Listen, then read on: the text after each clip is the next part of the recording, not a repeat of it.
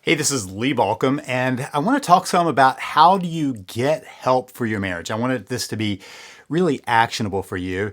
So part of what we're going to do is, in a little bit, I'm going to tell you how to get this. This is a document that I created about how to get help for your marriage. It runs a number of pages, and it covers different ways you can get help for your marriage.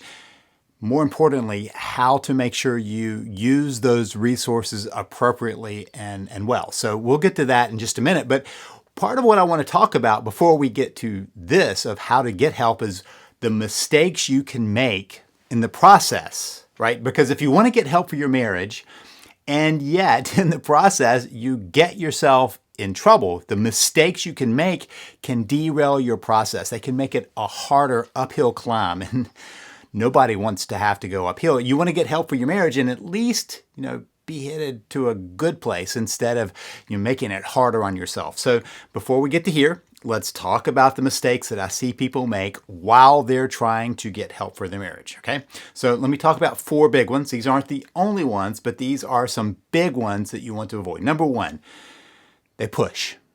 Number 1 mistake people make when they are trying to get help for their marriage and get their spouse to be a part of that process, they push. So if you hear yourself saying things like, how can I make, get, cause, or push my spouse into working on this, don't do that. That will create more resistance. Here's what often happens. You probably know about my system. You probably know about my books. Something brought you here, something got you here, or you're now just learning about that. But I have different programs online. And so there are these programs to help you save your marriage. And so then what people write to me and they say, how can I get my spouse to read your book? That my spouse wants to get out of the marriage. They say they're done. They don't want to be here. How can I get them to read my book? My book, read your book, use your system. How can I get them to do that? Wrong approach. Now, we can work to bring them into the process, but you can't make them, you can't get them, you can't push it on. And so here's what often happens. A spouse says, I don't think I can go on. We're in trouble. This marriage is not where it needs to be. Maybe we need to separate. Maybe we need a divorce. There's somewhere in that process. And the person says, oh, here's something about how you can save your marriage, right? They want to give them my book or they want to get them the program or something. Here's how we can save our marriage. Do you see the mismatch? It's kind of like saying, I don't want to play that game at all. And the person goes, oh, well, here are the rules to playing that game, right? It doesn't match with what their experience is. It's not where they are. Now, does it mean that they might sometime in the future not play that game and want to know the rules? Absolutely, they might, but not right then. And so the problem is when you push, people push back. When you try to push your spouse pushes back. We all have that stubborn thing within us where we don't want somebody to tell us what to do. And so we push in those heels and we push against. And so in the process, you make it harder down the road for them to come into the process. In the process of you trying to get them to work on saving their marriage, you make it harder to, in the future, get them to join the process of actually saving your marriage. There are things you can do. I want to reassure you that just because they don't want to see it doesn't mean you have to give up. But the way to do that is not to say, you need to read this. I got to get you this. If I just get this in your book, people will say, what episode of the podcast should I start them on? Again, it's a mismatch in message. When they say, hey, you know what? I think that I'm more open to this and maybe we can stay together.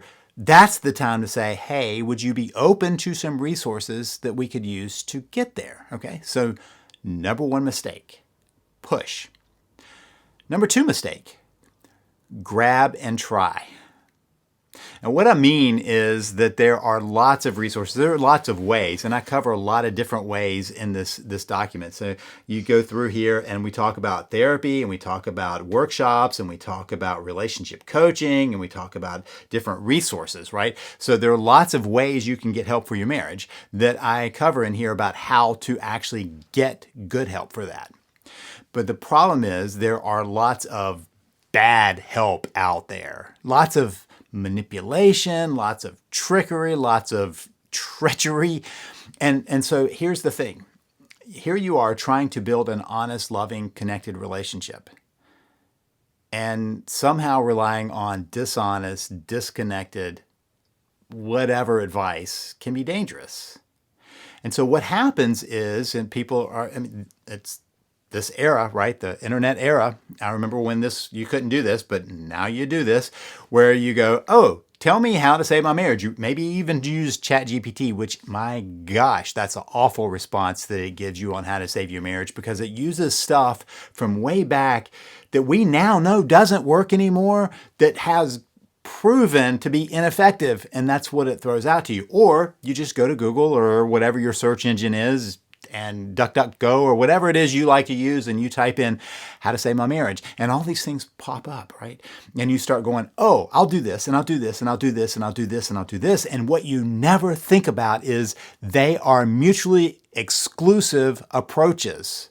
When you start just grabbing from here and there, grab and try is what I talk about. Grab and try. I'll try this approach. That person said to do this, I'll do that. Oh, I'm going to do this too. Oh, I'm going to do this too. And so we become kind of ADHD about the approach, or, to be honest, panicked in the approach. And so, if this might work, then all 5 things or 15 things are going to help more.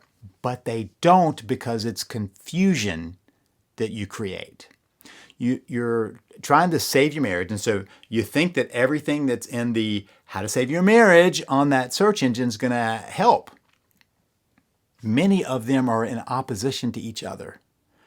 Lots of them are not based at all in research. They're not based at all in practice. There's what this person who wanted to create a program on how to save your marriage without any experience. And by the way, if you're going, oh, well, what about you?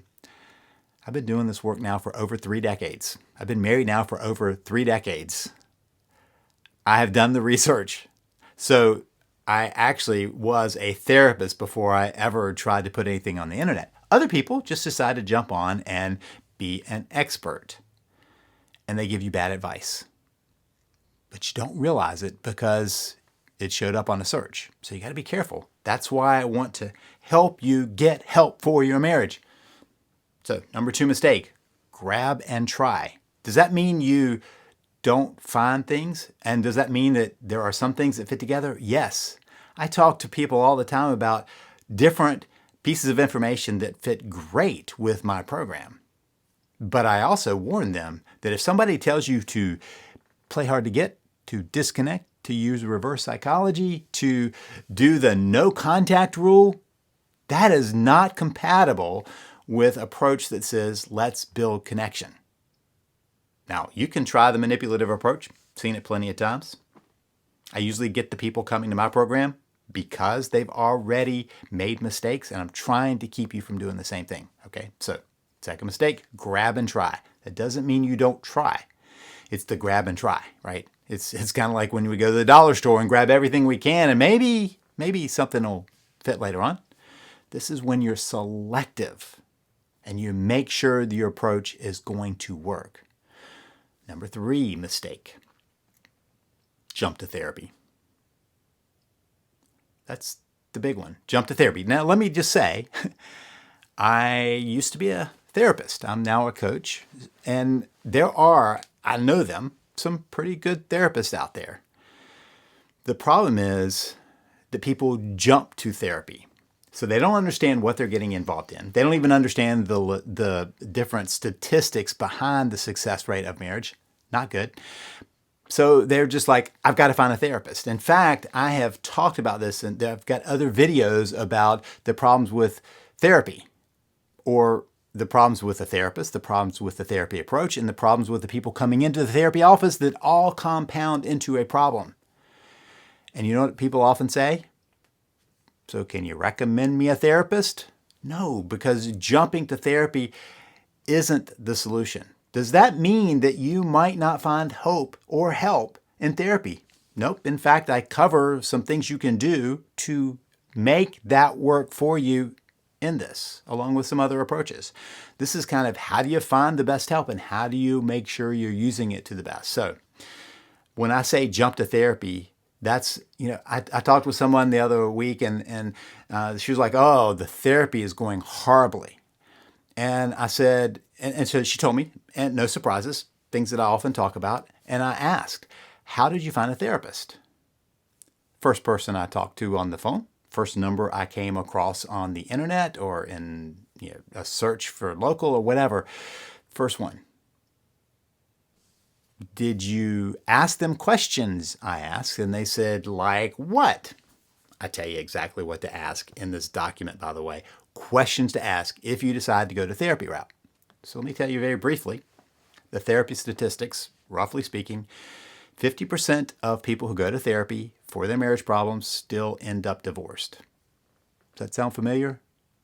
Because 50% of the general population who had no contact with therapy end up the same place. Doesn't improve your statistics right off. Second statistic that I think is even more scary, only 10, 15, sometimes even lower, depending on the study, percent say that it helped. So out of 100 couples that went to therapy, 10-ish said it helped at all. They didn't say it saved their marriage. They said it helped at all. It helped at all. Not great, but you can up it at least some if you know the questions to ask and how to avoid getting yourself into trouble by jumping to therapy. So mistake number 3, just jump into therapy. Which brings us to mistake number 4, because I don't want you to make this one either. Now I've told you some scary stuff. And so the mistake number 4 is doing nothing. People who do nothing make no progress. We already know where you're headed, so you do need to know something, and you do need to know how to get help for your marriage. Which brings us to this. This is a PDF. You can read through it, right? Yeah, I've got it on my iPad just to show you, but it's a PDF that I created, and it tells you how to understand the different types of help for your marriage, how to make sure to check out what you're looking at, how to find the best help for your marriage. I'd like to get this into your hands.